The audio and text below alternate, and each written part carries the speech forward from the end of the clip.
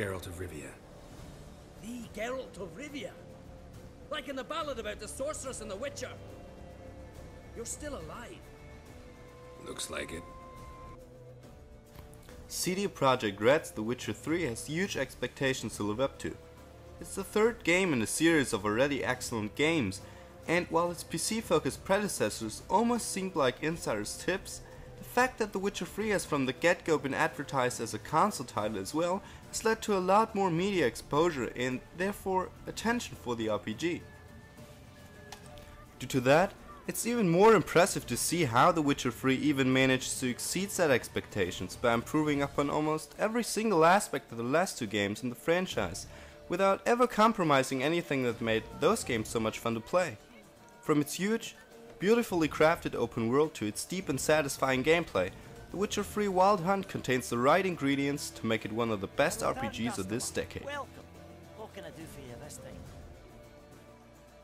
The Witcher 3 once again lets you take control of Geralt of Rivia, a so-called Witcher whose genetic mutations and training make him stronger and faster than any other human, and enable him to cast spells in the form of so-called signs. After the events of the first two Witcher games, Geralt now finds himself searching for his long-lost, daughter-like friend Ciri, who is forced to flee from a mighty force from another world known as the Wild Hunt. In their search for Ciri, players are able to roam a huge world that doesn't only look amazing, but feels, despite still being divided into several separate hubs, incredibly vivid and is filled to the brim with interesting things to do. Apart from the already expansive main story, The Witcher 3 offers dozens of interesting side quests that often extend to huge, exciting storylines as well as some smaller, more traditional kill quests called Witcher contracts. The little stories that can be found here are also really varied. One time you'll have to stop a brutal serial killer before they kill their next victim, the other you'll find yourself trying to solve a cool puzzle inside an ancient ruin. Surprisingly, most of these side quests actually prove to be very entertaining, even though some storylines come across as a little cheesy and forced. However, given the huge amount of content in the game, this just isn't really a problem, since there are literally about 10 exciting quests for every mediocre one. Luckily, the same variety that can be seen in the game's quests also applies to The Witcher 3's world. There are huge cities, misty swamps, as well as vast fjords, among many other interesting places for you to explore, all of which feel alive and are visually stunning in their own way. This is achieved by some of the best graphics in the genre, in addition to some incredible physics that further increase the immersion. Sadly, The Witcher 3's technical achievements come at a price. On console, the frame rate tends to dip more than a few times, especially when there's a lot going on screen, and load times can sometimes be painfully long. In addition to that, exploring the nooks and crannies of the Witcher's world can sometimes turn into an unnecessarily frustrating task, since the game's imprecise controls can make it hard to enter small passages or even open doors or chests instead of constantly extinguishing and reigniting a candle next to them. This problem isn't solely limited to exploring the world though. It even makes talking to people a lot harder than it should be, seeing that you sometimes have to find just the right distance in order for Geralt to focus on the person you're trying to speak to.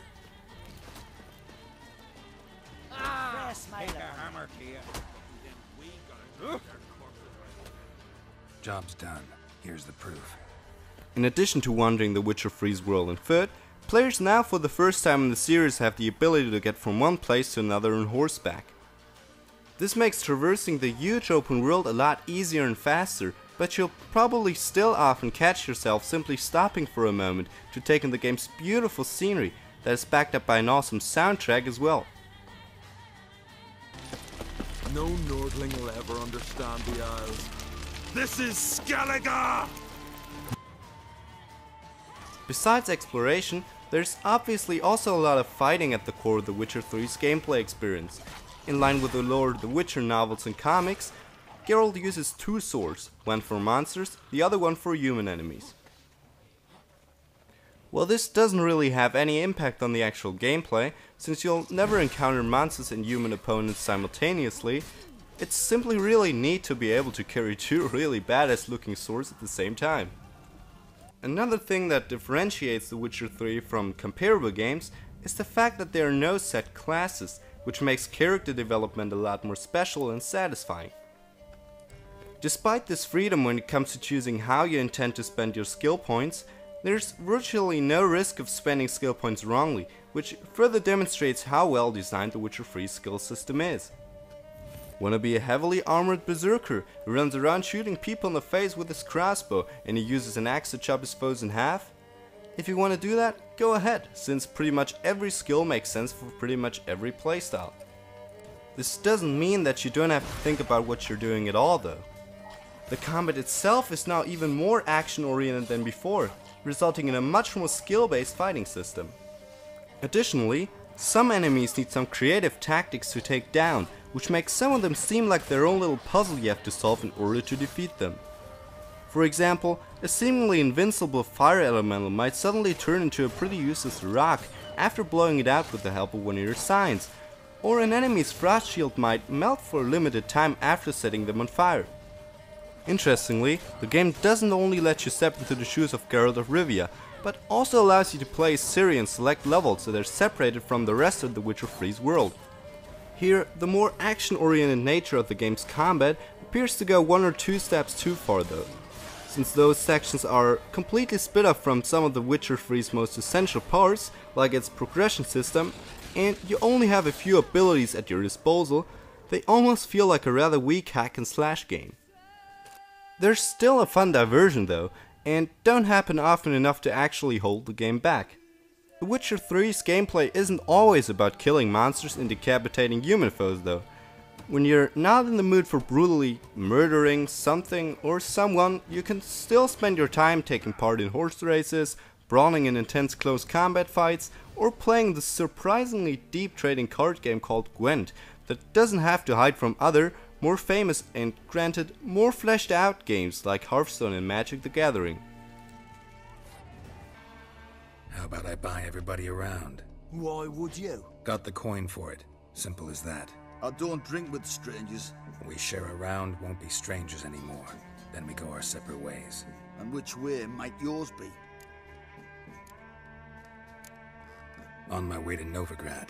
City of Hope. The third big pillar of The Witcher 3 that stands next to exploration and combat is its dialogue and the choices you're forced to make throughout the story.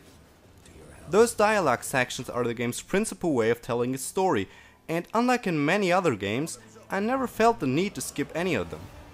This is largely related to the choices you're obliged to make during those sections being truly meaningful, not only for the personal life of Geralt of Rivia, but for the entirety of the Witcher's realm as well. The great thing about those decisions is that they're never truly black and white, which forces you to choose wisely and makes all of the game's world simply feel a lot more believable. Due to the large amount of conversations in the game, there are some reappearing faces, and all of the voices appear at least twice over the course of the game's story. I do realize that the game's vast nature makes it impossible to make every single character feel distinct, but I still feel like I shouldn't be running into the same guy 3 times within only 15 minutes. It doesn't help that some of them are voiced rather poorly either, which kind of took me out of the experience at times. The main characters, on the other hand, are truly fleshed out and excellently voiced. In addition to some new entries to the cast, there are many returning characters like Zoltan, Dandelion and Triss Merigold, who all feel just like fans of the series will have remembered them from past Witcher games. Despite the conversations with those characters being the driving force behind the Witcher 3 story, players are also able to discover a lot more about its lore by simply exploring and finding little clues that are scattered throughout the game's world in the form of books or notes. There's also a Batman-like mode called Witcher Senses, which you're forced to use constantly throughout the Witcher 3 story, that enables you to follow a trail of footprints or a specific scent until you've reached the quest objective. While this is a neat little diversion that manages to provide some variety, I can't help but feel it's used a little too often. I know that this is mostly used as a storytelling device, but I just think the information that is provided through those sections could have almost been left out completely, since most of it really isn't all that interesting. It's also sad to see that the immersion established by the smart dialogue and the beautiful game world is often held back by some really irritating bugs. Loading people who talk to you, choices that trigger the wrong interaction between you and another character, or your horse standing in front of another character while you're talking to them are all things that can happen in this game, and while they're really rare, they still take away a lot of the realism The Witcher 3 normally conveys so expertly. Your most meaningful choices still always play out the way they should though, and all tie into your own unique story, forging your personal ending to Geralt of Rivia's tale.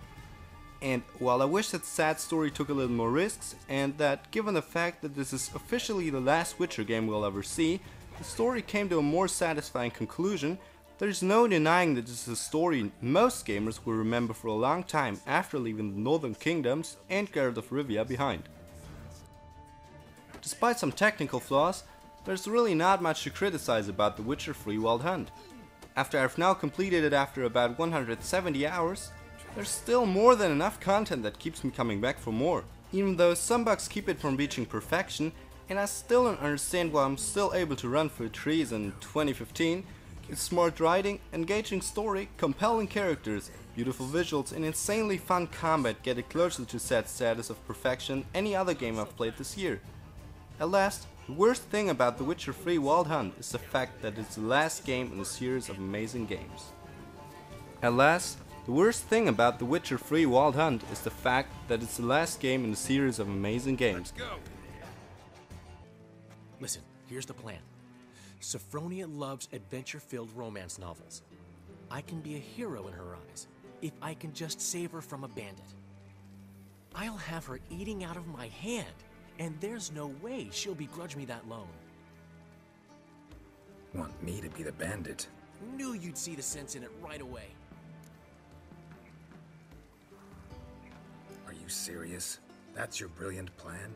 I never called it brilliant, but any kind of plan is better than none. Written your lines already. You've written what?